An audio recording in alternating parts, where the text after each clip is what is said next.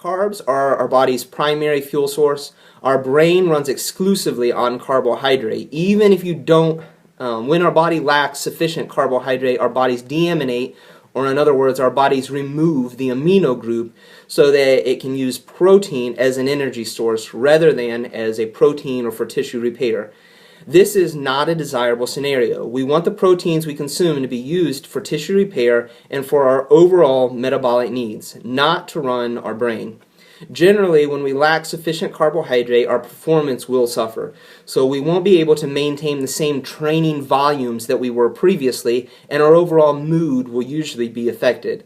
There are minimum amounts of carbohydrate that would be ideal to consume depending on your sport of choice. And in saying that, I mean that carbohydrates are not an essential nutrient. You can function without them, but your body's not designed to function without them, is what I'm saying. It's not our body's preferred. Our body will use carbohydrates as an energy source before anything else. My personal minimum carbohydrate recommendations are as follows. Assuming you are relatively lean, like with protein, you don't need to eat extra carbs to support fat. If you are like a CrossFit athlete, an endurance athlete, strongman competitor that trains movements, events multiple times per week, an Olympic weightlifter training multiple times per day, or any sport that requires continuous bouts of energy, especially at high intensity levels, lasting more than a minute, then you will likely require the highest amount of carbohydrates. You can consume more than this if you like, and it fits into your caloric limits. As we mentioned before, calories were the most important factor in dieting. Then I would personally recommend at least a minimum of 3 grams per pound of body weight, or 6 to 7 grams per kilogram of body weight as a minimum. Most people's minimum carbohydrate intake would fall into the 2 gram per pound or 4.5 grams per kilogram range. This would apply to most bodybuilders, powerlifters that are training in normal rep ranges, i.e. not peaking for a meet, so you're training like around 5s, a 4 to 6 type rep range. Especially powerlifters that practice higher frequency lifting, like training the squat 3 or more times per week. Most field athletes, like American football players, football as in soccer, baseball players, and any other sport that requires short bursts of energy for limited periods of time. And then lastly, if you are a power lifter preparing for a meet and the most your training consists of is doing 1s, 2s, or 3s, and that's it, and you follow some of the older methods of only training the squat, bench, and deadlift once a week, then 1 gram or 2 to 2.5 grams per kilogram would probably be sufficient. As I mentioned before, though, you may choose to eat more than those minimums. Some people find that carbs, especially whole food carbs such as fruit, rice, potatoes, sweet potatoes, bread, anything like that, are very satiating and therefore make it easier for them to maintain diet adherence rather than falling off the bandwagon and just giving up on whatever your diet is if you're trying to lose weight. And then the last macronutrient that I'll cover is fat.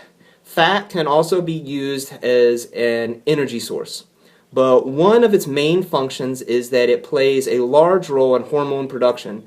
The recommendation by the World Health Organization is to consume between 20 and 35% of your total calories from fat. Another way to get somewhere in the middle of that recommendation is to take your lean body mass in pounds and divide it in half, or use 1 gram per kilogram of lean body mass. You can go lower than that amount, assuming that you take care to make sure you meet your essential fatty acid needs, omega-6 and omega-3, otherwise known as linoleic and linolenic acid. The amount of fat that you can eat will depend partially on your caloric amounts and your personal preference. So people following like the 80-10-10 diet can do very, very well.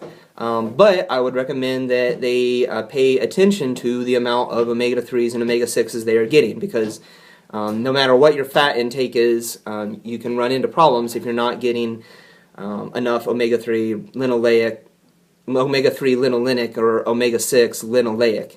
But then that also applies to people eating a high-fat diet, because if you're eating a high-fat diet, a lot of times you're not eating foods rich in omega-3s and omega-6s, so you may still end up, you're just as likely as those people following a really low-fat diet to fall into a deficiency, just because a lot of the really fatty sources of food that we eat are not high in those essential fatty acids. So I don't really see that either group is more or less likely, because the people following like those types of diets usually are eating a lot of whole foods, and the fats that they are eating are very high in those, whereas people eating a high fat diet are eating just like a lot of oils or animal products or things that really aren't very high in those. So I guess I'll just leave it there. I don't really want to make this video all about fat.